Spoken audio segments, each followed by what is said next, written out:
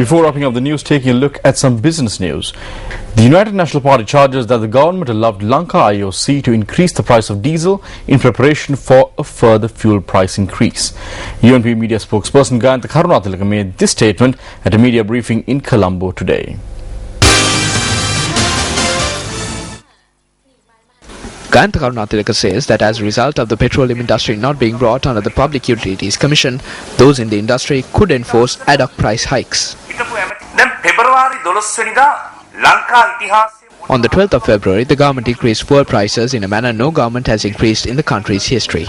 When we raised questions in this regard, the government's response was that the CPC is incurring losses and they have to increase prices in order to protect it. The government allowed the IOC, which was already receiving a profit of 800 million rupees, to increase their prices as well. On the 1st of October, the government allowed the IOC to increase their prices by 4 rupees per litre of diesel yet again.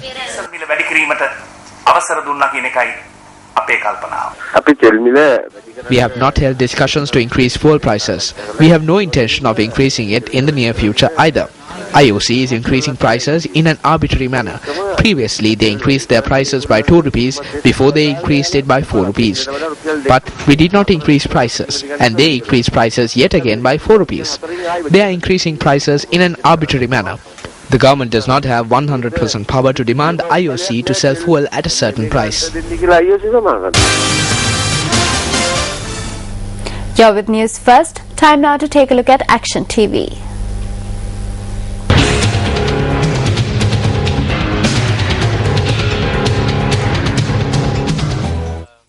The Vidyaloka Vidyalaya in Galle, which was temporarily shut down following this incident, which took place on World Children's Day last Monday, was reopened today. Academic activities at the school took place without any hindrance. All this was possible due to the steps taken by the school's new principal and staff members. The new principal of Vidyaloka College did not report to work today as he had applied for leave in order to obtain further treatment to the injuries that he sustained last Monday. Meanwhile, the Old Boys Union of Vidyaloka Vidyalaya convened a media briefing on Saturday in order to explain as to what happened on the 1st of this month. The acting chairman of the Old Boys Union pointed out that they had worked tirelessly to keep the previous acting principal in his post as soon as it was revealed that the Public Service Commission had appointed a principal to the school. He also revealed that they had even staged several demonstrations opposite the school premises.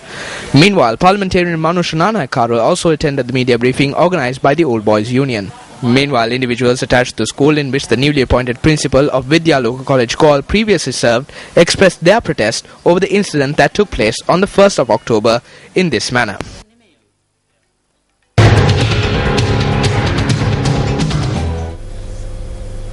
In news related to the attack on the JS Secretary, various persons expressed their views regarding the assault on the Secretary to the Judicial Services Commission. අධිකරණ commission සභාවට ස්වාධීනව ක්‍රියා කරන්න නොදීම රටක නීතිය. Not allowing the Judicial Service Commission to function independently is equivalent to dragging the law of this country to the lowest level. A minister gives a verdict beforehand to the Manor magistrate and tells him that if he does not deliver the verdict, then he will be beaten. This is not the first instance where the judiciary has been interfered with. It is disappointing when the judiciary of a country is affected in this way. The courts are our last resort. If we cannot go there, if there is no independence there, if there is no law there, if it has been completely politicized, then all we have left are the gods. එතනක් නීතියක් නැත්තම් එතනක් තනිකර දේශපාලනකරණේ වෙලා නම් අන්තිමට අපට කියන්නේ දෙයියන්ගේම පිහිටයි. විනිශ්චයකරුවෙකුට පහර දීමක් කියන එක ඊටාම භයානක දෙයක්. ඒ සමාජයට ඊටාම අහිතක. A judge being assaulted is a dangerous occurrence. This is not good for society. When looking at recent incidents, the finger definitely points at the government. If the government is to come clean on this, then investigations need to be carried out by the police. Therefore, if an impartial and fair investigation is not conducted, if in the end the government states that it cannot find the criminal and that the case cannot be solved, then the government will definitely have to come up with answers. මෙය අවසානයේදී වරදකරුවකු සොයා නොගත හැකි විසඳිය නොහැකි අපරාධයක් වශයෙන් ප්‍රකාශ වුවහොත් එයට පිළිතුරු දීමට රජයට දැඩිව සිදුවෙනවා. The High Court Judges Association and Judges Association refrained from carrying out their duties today in protest over the assault carried out on the Secretary of the Judicial Service Commission. The Sri Lanka Bar Association supported this decision taken by the judges.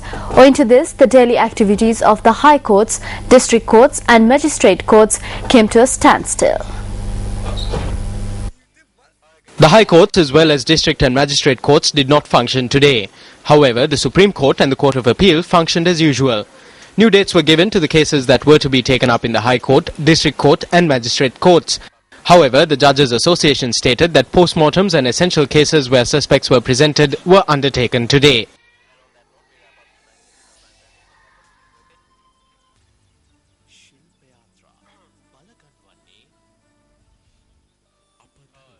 Meanwhile, protests were held across the island against the assault carried out on the Secretary of the Judicial Service Commission.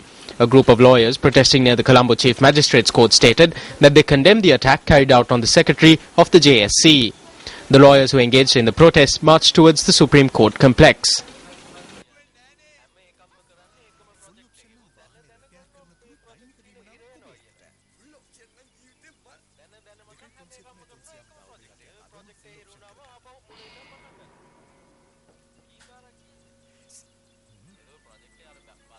පහර දුන්නේ මංජල තිලකරත්න මහතාට නොව මේ රටේ ස්වාධීන අධිකරණයට බව මම මේ අවස්ථාවේදී කිය යුතුයි. This was not an attack on Manjula Tilakaratna but an attack on the entire judiciary. We wish to ask the police not to come and land any junkies or marijuana peddlers here as the suspects. If that happens, we will continue our struggle. කරන්න සූදානම් වෙන්න එපා. එහෙම වුණොත් අපි අකණ්ඩව මේ අරගලය කරනවා කියන එක මේ අවස්ථාවේදී ප්‍රකාශ කරනවා. දැන් ඒගොල්ලන් කියනවා මේක කලේ ආණ්ඩුවෙන් නෙමෙයි කියලා. They say that this was not done by the government. So how can they say who stole Manjula Tilakaratna's mobile phone? Before long, you will not have a court to have your cases heard. The Pradeshya Sabha and provincial councillors will decide your cases over the telephone.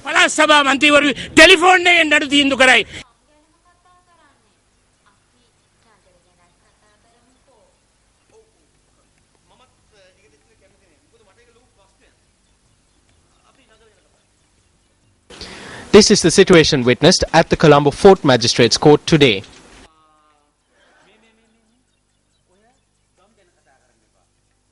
The Mount Ravinia Additional Magistrate Ruchira Valivatta ordered the police yesterday to immediately arrest the suspects connected to the assault. The lawyer representing the Secretary of the JSC expressed his views to the media today.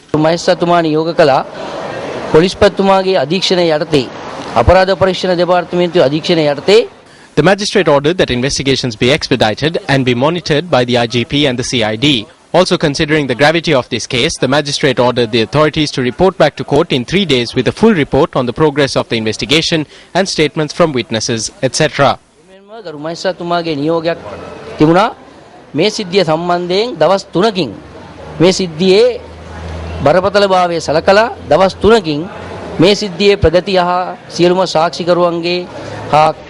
පරීක්ෂණ කටයුතු ප්‍රගතිය වාර්තා කරමින් ගරු අධිකරණයට දවස් 3කින් මේ සම්බන්ධව කරුණු දක්වන්නේ කියලා. Meanwhile, two separate protests were held opposite the Mount Lavinia Magistrates Court by the lawyers and staff.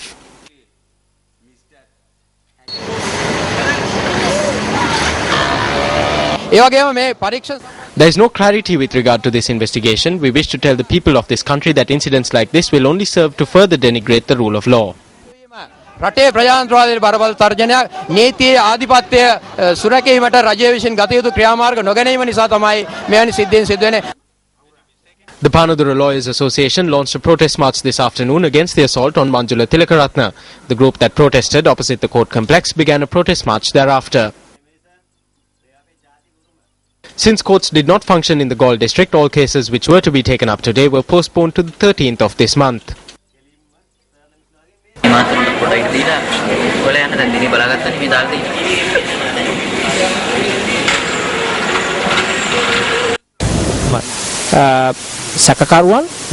We demand that the authorities immediately take measures to apprehend all those involved in this attack, regardless of their status.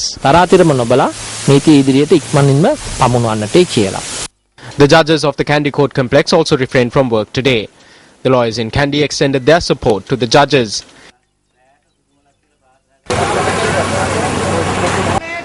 This is the situation witnessed in courts in several other areas in the island.